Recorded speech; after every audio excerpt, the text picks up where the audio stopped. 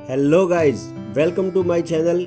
मैं राहुल आप सबका फिर से स्वागत करता हूं मेरे इस नए वीडियो में। और आज हम निकले हैं एक और नए सफ़र पर और जानेंगे जैन धर्म के 23वें तीर्थंकर भगवान श्री पार्श्वनाथ प्रभु की जन्मस्थली वाराणसी जैन तीर्थ के बारे में। तो शुरू करते हैं। और यदि अब तक आपने मेरे चैनल को सब्सक्राइब नहीं किया है तो पहले चैनल को सब्सक्राइब करें ताकि नए नए वीडियोज़ के साथ भारत के ऐतिहासिक स्थलों की जानकारी मैं आप तक पहुंचा पाऊं। और फेसबुक, इंस्टा पर भी आप मुझे फॉलो जरूर करें। तो सफ़र की शुरुआत हमने गुजरात के उधना रेलवे स्टेशन से उधना बनारस एक्सप्रेस से की। रात को 9:30 बजे हम यहाँ से रवाना हुए। चूँकि बारिश का मौसम था तो जैसे ही हम रवाना हुए बारिश चालू हो गई और करीब 24 घंटे के इस रेल यात्रा में बारिश का थोड़ी थोड़ी देर में हमें साथ मिलता रहा।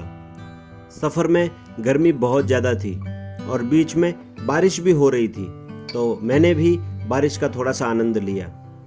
सफ़र में कुछ मित्र भी साथ में थे।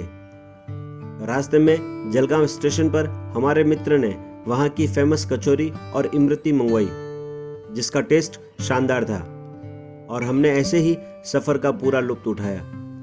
रेल यात्रा के दौरान हमने देखा कि बरगद नाम का एक स्टेशन है और वो स्टेशन के पास ही एक छोटा सा मंदिर जैसा बरगद के पेड़ के नीचे एक स्थान बना हुआ था, जहाँ प्रभु महावीर का एक छोटा सा मंदिर बना हुआ था।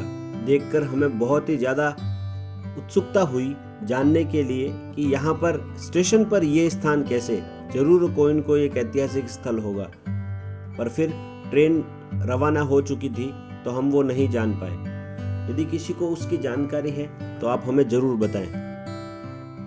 करीब 10:30 बजे हम लोग वाराणसी स्टेशन पर पहुंचे। क्योंकि ये मेरी पहली वाराणसी यात्रा थी तो यात्रा को लेकर बहुत ही ज़्यादा उत्साह था। और चूंकि वाराणसी और बनारस काशी विश्वनाथ ज्योतिर्लिंग और माँ गंगा की धरती है और ऐतिहासिक पौराणिक तीर्थ भूमि है, तो सबको देखने और समझने की खूब ज़्यादा उत्सुकता थी। वाराणसी स्टेशन पर ट्रेन के पहुंचने से ठीक पहले हमें काशी स्टेशन और माँ गंगा और घाटों का दिव्य नज़ारा देखने को मिला। जैसे ही ट्रेन वाराणसी स्टेशन पर पहुंची, पूरी ट्रेन खाली हो गई। रेलवे स्टेशन के बाहर भी भक्तों की भारी भीड़ थी। काफ़ी लोग तो स्टेशन पर जहां जगह मिल रही थी वहीं सो रहे थे और सैकड़ों हजारों लोगों से स्टेशन रात के करीब 10:30 बजे भी भरा हुआ था।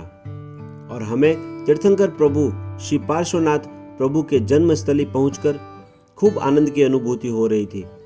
स्टेशन के बाहर का नज़ारा बहुत ही शानदार था और अलग अलग कलर के लाइटिंग से पूरा स्टेशन जगमगा रहा था। अभी हमें यहाँ से श्री भेलपुर पार्श्व जैन तीर्थ जाना था, तो हमने यहाँ से एक गाड़ी बुक कर ली। स्टेशन से जैन तीर्थ स्थल 4.5 किलोमीटर का रास्ता है, तो हम करीब 11 बजे तीर्थ भूमि पहुंचे। 23वें तीर्थंकर प्रभु पार्श्वनाथ प्रभु की जन्मस्थली पर पहुंचकर बड़ा ही आत्मसंतोष हुआ। प्रांगण में प्रवेश करते ही सामने एक भव्य मंदिर जी के दर्शन हुए। कुछ समय रुककर प्रभु का अंतर्ध्यान होकर स्मरण किया। रात्रि का समय था और मंदिर के द्वार बंद थे, अतः ध्यान कर उसी के पास स्थित जैन धर्मशाला, जहां हमारे साथियों ने पहले ही रूम बुक करवा लिए थे, तो सामान लेकर हम रूम में चले गए। और साथ ही मंदिर जी के दर्शन वंदन के लिए सुबह जल्दी भी उठना था, तो हम जल्दी से सो गए। सुबह के करीब 5:30-6 बजे हम लोग उठ गए और रेडी होकर तीर्थंकर प्रभु पार्श्वनाथ जन्मस्थली और भेलपुर जैन तीर्थ स्थित मंदिर प्रांगण में हम प्रभु दर्शनार्थ चले गए। मेरे साथ कुछ मित्र थे जो पूजा करने वाले थे, अतः वो पूजा के वस्त्र पहनकर मेरे साथ चले।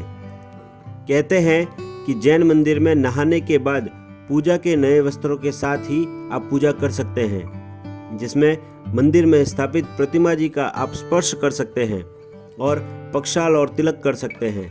बिना नहाए और बिना पूजा के वस्त्रों के आप प्रतिमा जी का स्पर्श नहीं कर सकते।